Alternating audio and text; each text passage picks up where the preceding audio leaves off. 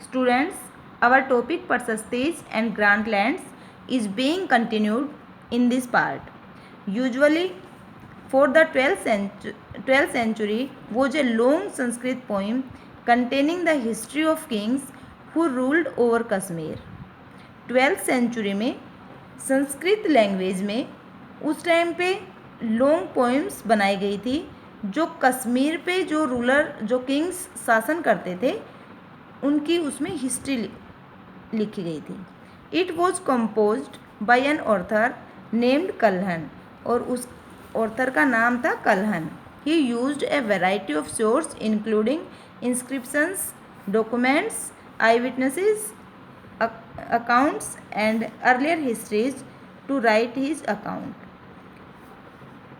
उन्होंने बहुत सारे सोर्सेज को यूज किया था इसके लिए, जैसे इंस्क्रिप्शंस एज ए डॉक्यूमेंट्स, प्रत्यक्ष जिन्होंने उस चीज़ को देखा था उन लोगों से पूछताछ करके तब उन्होंने उनकी हिस्ट्रीज लिखी थी.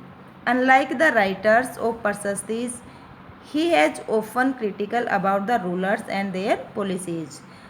हालांकि कल्हन जो थे वो कश्मीर पे शासन करने वाले जो किंग थे जो उनके बारे में लिखते थे उनकी पॉलिसीज़ को क्रिटिसाइज किया करते थे. Next topic is warfare for wealth, धन के लिए युद्ध. You may have notice that each of these ruling dynasties was based in the specific region. At the same time they try to control other areas.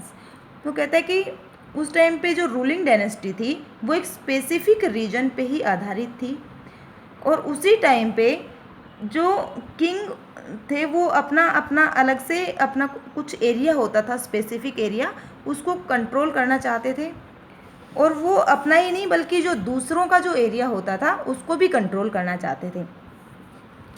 One particularly prized area was a city of Kannauj in the Ganga Valley. 4 centuries rulers belonging to the Gurjara Pratiharas, Rashtrakutas and Pal dynasties fought for control over Kannauj because there were the three parties in this long-drawn conflict. Historians often describe it as the tripartite struggle. उसमें कहता है कि उस time पे जो Ganga valley में जो Kannauj city पड़ती थी उसके लिए भी कई किंग थे जिन्होंने उस गंगा वैली पे उस कन्नौज पे अपना अधिकार करने के लिए, अपना कंट्रोल करने के लिए स्ट्रगल किया था.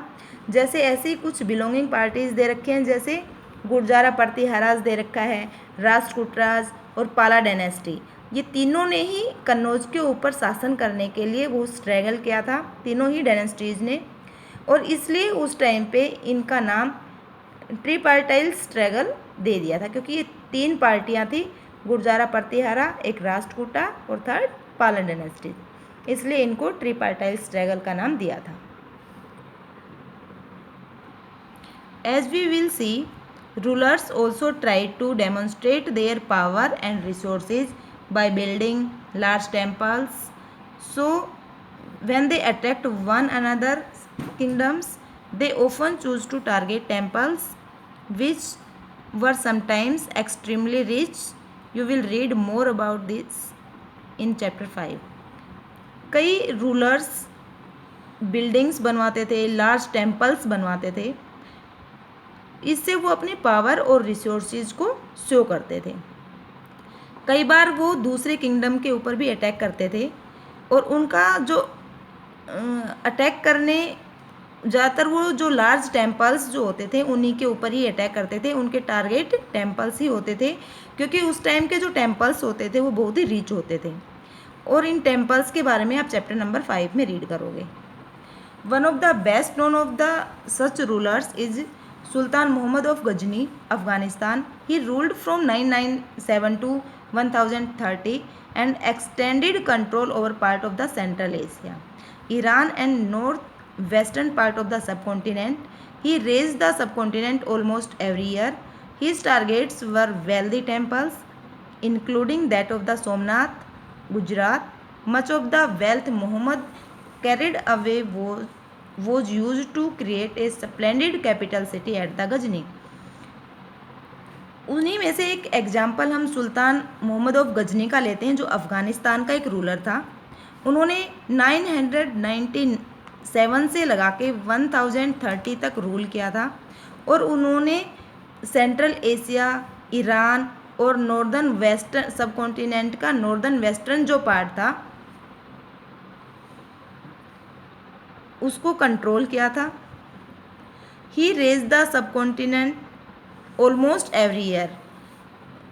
His target were wealthy temples. ज़्यादातर उनका जो टारगेट वेल्दी टेम्पल्स की तरफ ही होता था, जैसे गुजरात का सोमनाथ टेम्पल।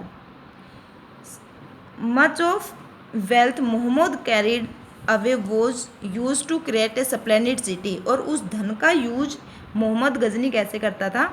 गजनी उसकी एक कैपिटल थी और उस कैपिटल को स्प्लेंडिड बनाने के लिए, उसको शानदार बनाने के लिए, उसको सुंदर बनाने के लिए उस वेल्थ का यूज करता था वो। Today we will continue the same topic. This is all regarding today's class, and with this we come to the end of today's lecture. Thank you.